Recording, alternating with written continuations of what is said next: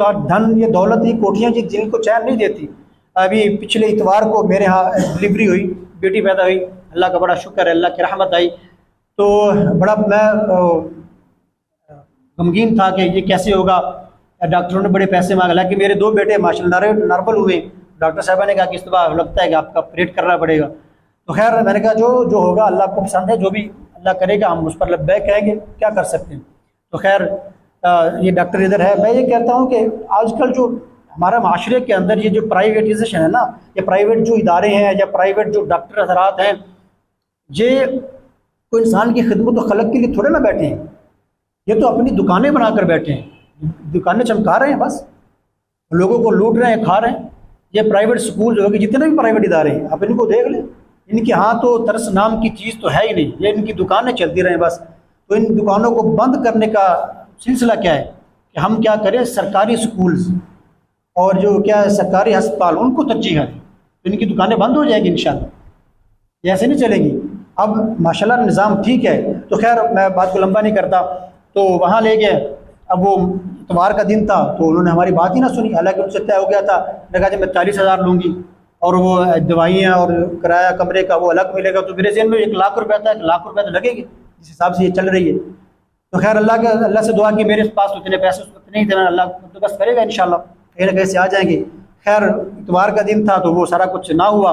Doctor साहब भी ना मिले, हमें उन्होंने भेज दिया कि हम कुछ भी नहीं करेंगे। तो अल्लाह को याद कर मैं ये सरकारी अस्पताल में आ गया। वहाँ बैठे तो अल्लाह उनको जज़ाए खैर दे, वहाँ एक अच्छा माहौल था। पहले मैं डरता था कि सरकारी अस्पताल पता नहीं कैसे, लेकिन उनका निज़ाम बड़ा ज़बरदस्त है। आप कभी जाएँ, आप देखिए इंशाल्लाह निज़ाम बहुत ज़बरदस्त है, बहुत। तो मेरी डिलीवरी होगी मेरी बेगम की, तो मेरे सिर्फ 1100 रुपये खर्चा है। वो कहाँ 1 लाख रुपये और वहाँ 1100 रुपये, 1150 रुपये खर्चा है टोटल मेरा सिर्फ। मुझे अल्लाह के, तो मैं खैर बात लंबा नहीं करता, बाहर बैठा हुआ था। डॉक्टर साहबा ने कहा कि लगता है ऑपरेट करना पड़ेगा, तो आप जो वो फ़ोन का बंदोबस्त करें। तो मैंने कहा चलो। मैंने वो क्रॉस मैच भी करवा ली। मेरे दोस्त बैठे, इनको भी मैंने फ़ोन कर दिया कि 1 बोतल तो मेरी है, अगर ज़रूरत पड़ी तो। कहा जी मैं हाज़िर हूँ।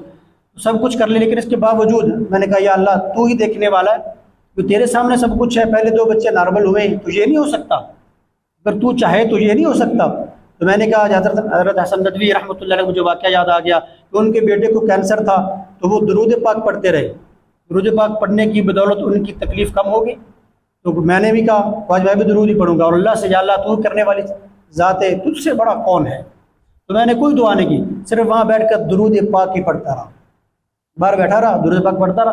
तो अल्लाह ने वो मुझे बाद में पता चला कि माशाल्लाह जी बेटी हुई नॉर्मल हो गई। तो मेरे कहने का मकसद ये कि जब इंसान अल्लाह पर इतना भरोसा करता है, इतना भरोसा करता है, अल्लाह से सब कुछ शेयर करता है, या अल्लाह तू ही मेरा खालिक है। अरे भाई वो तो इतना बड़ा खालिक है, उस जैसा खालिक कोई नहीं। वो इतना बड़ा मालिक आपको नज़र आएगा। आप अपना रिश्ता थोड़ा मजबूत तो करें, अल्लाह के साथ थोड़ा रिश्ता मजबूत तो करके देखिए।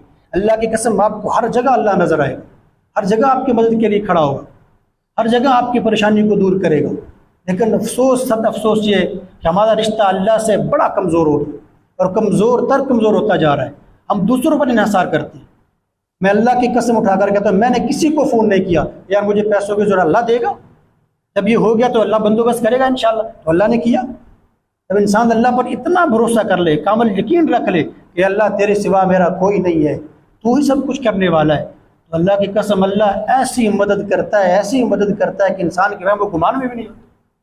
खैर अल्लाह हम सबको अमल की तौफीक अता फरमाए, अल्लाह से रिश्ते को मजबूत करने की तौफीक अता फरमाए, हुज़ूर अलैहिस्सलातु वस्सलाम की बताए हुए तरीक़ों पर चलने की तौफीक अता फरमाए। तो मेरे भाई यही एक रास्ता है। अगर इस रास्ते को छोड़कर हम चलेंगे तो खुदा की कसम हमारे लिए परेशानियाँ ही परेशानियाँ हैं, हमारे लिए दुख ही दुख हैं, हमारे लिए